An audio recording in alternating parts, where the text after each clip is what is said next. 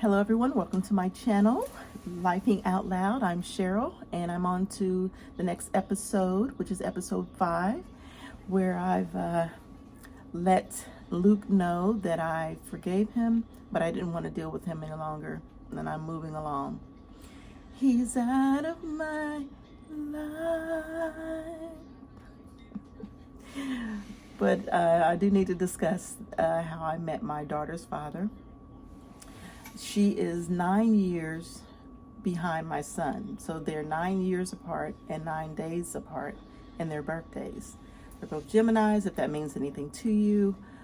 But yeah, so I met him at the skating rink. I was an avid skater, a very good skater, and I used to skate every Sunday night, adult skate. So after so many years of, skating, he was from another city, maybe like an hour away. And there was another lady that would show up at the rink. And she and I looked a lot alike. Like, pretty much we were looked like sisters. The days that I wouldn't show up, people would think that I was her, and then they would think she was myself. And they would,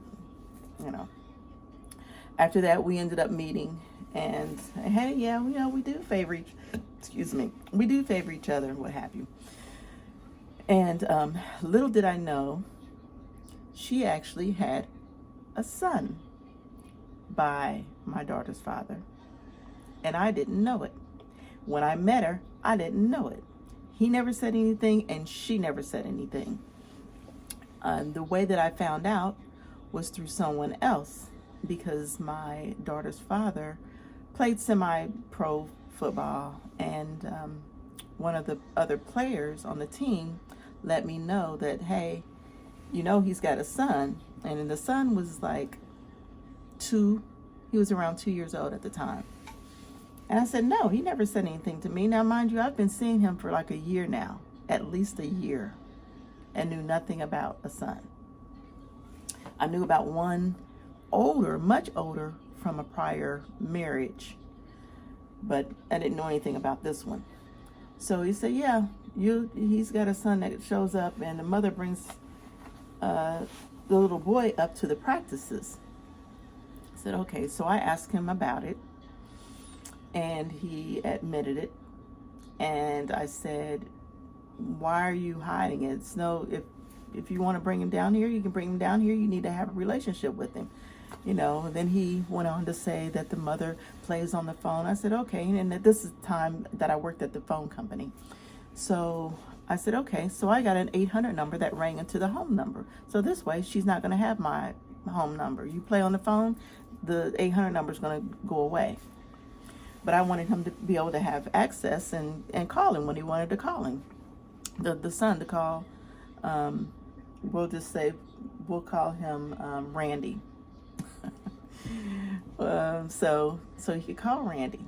And so that went on. It was fine. And every now and then we get a call, and it would be the little boy. And I said, you can bring him down here. And now, mind you, was working at the phone company at the time. I'm now, once again, I'm footing bills for, outings. And he would work from here, sparsely. And he worked, he lived an hour away, but then he ended up eventually coming down to stay with me. So fast forward, I find out that that's the same woman, the one that we look a lot alike. And, I didn't worry about it. Just let it go. Then I started getting little calls from other little females, would call the number because he did some personal training. And he was very fit. He worked out a lot. and he was good at what he did as far as the training. He trained high schoolers or anyone else that needed to be trained. Physical fitness was his thing.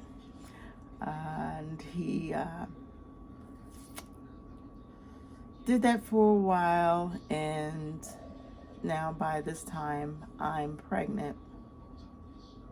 After going through stuff with him, I'm now pregnant, and I'm like, when are you going to get another job? You need a full-time. That never happened. And I ended up, and then he wanted to get physical, be physically abusive towards me. To this day, my lower back is injured because of him. He had me trapped in a room and wouldn't let me out of a room, not barricaded, but trapped in a room where I had to yell through the door to tell my son to call 911. Now, by this time, my son was around five or six, to call 911. They called, had him, told him he had to go. And shortly thereafter, I told him he couldn't. I didn't want to be bothered with him.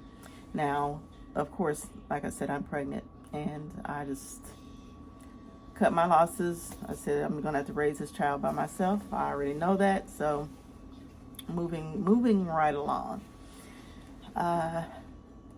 He told me a lot of things, though. I just want to just mention some of the things that he said. From the original, his first marriage, he told me that the son was killed in a car accident. Now, I didn't know anymore. I didn't know the mother. She used to come skating every now and then. She would show up at the rink every now and then. And like I said, they lived at least an hour away. And, excuse me, just a minute.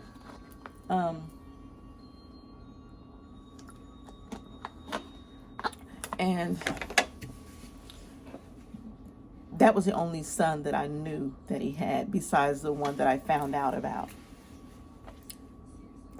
So after somewhere between there, he did all these other jobs that he said. He used to be a police officer, he used to be a detective, that he had pretty much like a Risa Tisa. I mean, literally, if I knew then what I know now, it's literally a Risa Tisa.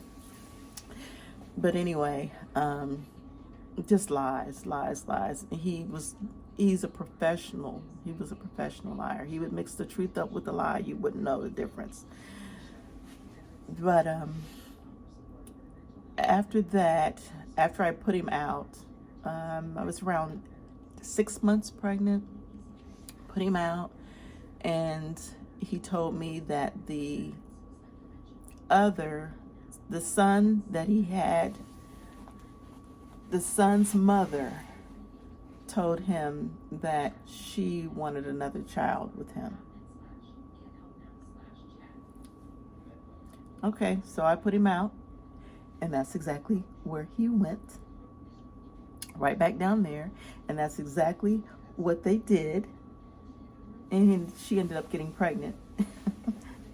Have another one. He wasn't even taking care of that one. Okay, so she had another child, a girl, and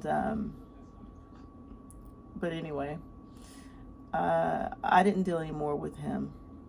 He told a whole lot of lies. He had told me that he had a brother that passed away. I had him on child support, and I found out later that he assumed his brother's identity. And just recently I found out that brother that he said passed away didn't actually pass away. Someone else that he said that was his uncle, and they had the same complexion, they had the same hair. I mean, his hair was like curly. He had very nice curly hair. I mean, he was very dark skinned, dark complected. And he had very nice curly hair, like baby hair. And I thought that was his uncle, what he was calling his uncle, had the same type of hair, and I thought that was his uncle. When I took my daughter to meet his mother, the grandmother on my daughter's father's side, the one that I'm talking about, Randy, and I mentioned that that uncle, she said, "That's not his uncle. That is not his uncle." And we're going to call him Uncle T. "That is not his uncle, Uncle T." I said, "Okay." But anyway, so here recently, and I didn't have any more dealings with him. He eventually, someone else showed up at my door one day, and in the same townhouse complex where I lived, knocked on the door. It was a lady and a young man, and when I opened the door, the young man looked exactly like my daughter's father, exactly. And it wasn't the little boy, the one that I'm saying that I found out that he had. It wasn't that one. It was an older one, a little bit older than my daughter, and they went to the same school. They have a extremely unique last name, and there's no doubt about who it is. It's not like a Smith, but it was extremely unique that no one else but that person would have it. And sure enough, that was a son. I knew nothing about him. So I found out also later there was another older daughter, older than the one that he told me, that Randy told me, that was killed in a car accident. There's a girl. She was the daughter.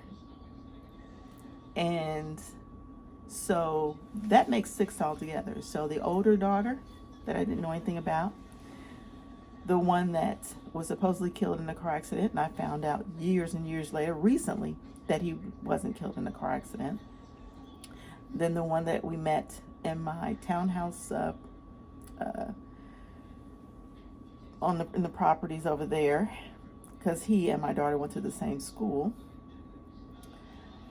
And then the one that I didn't know about, and then the one that the mother had another baby with him, had another child. That's 6 altogether with my daughter. So yeah, he eventually remarried again. I had no connections with him whatsoever. My daughter would go out there every blue moon when she was younger. He wasn't doing anything but taking her to one of the other children's mothers' houses and things like that. He was just horrible, but he was great with children. I saw him actually act like the Pied Piper. I saw him active with children. He was very good with kids. He was very good at what he did. He was a daredevil, riding motorcycles. He could stand up and ride for a mile on one wheel. Same thing with four-wheelers. He was extremely good with that stuff. But anyway, but dealing with his own children, taking care of them, no. But let me stop here and I'll continue.